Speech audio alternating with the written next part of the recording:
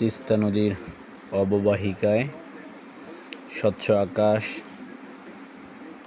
সবুজ ফসলের মাঠ, বিস্তীর্ণ এলাকা জুড়ে নীল আকাশ, নদীর দুই কূল, অপর কূলে আমরা দেখতে পাচ্ছি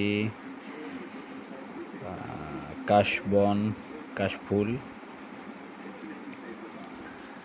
আমরা যাচ্ছিলাম বাইক নিয়ে নদীর ধারে যে রাস্তা আছে তা দিয়ে সামনে যাচ্ছি। আমরা নদীর কূলে গিয়ে উঠবো। এই যে চলে আসলাম নদীতে, তিস্তা নদীতে।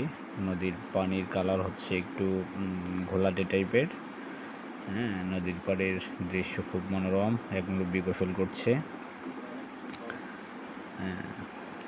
এই যে একটা দেখতে পাচ্ছেন কাশফুলের গাছ নিয়ে একটা ট্রলার এসেছে নদীর ওই কূল থেকে। এই গাছগুলো নিয়ে আসে, এগুলা হচ্ছে পরবর্তীতে এরা অন্য জায়গায় বিক্রি করে দেয়। সাধারণত এই গাছগুলো ব্যবহৃত হয় পানের বাগানে, উপরে পানের বাগানে ছায়া দেওয়ার জন্য।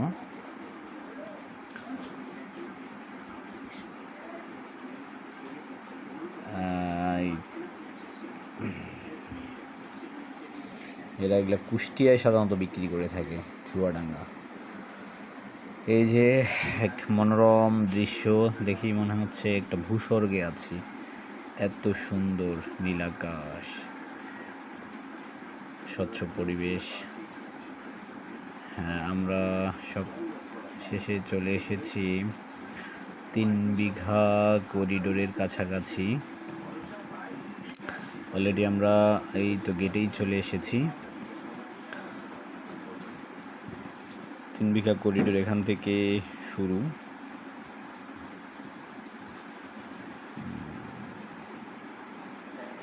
অনেক দর্শনার্থী দেখার জন্য আসে এই ইন্টারন্যাশনাল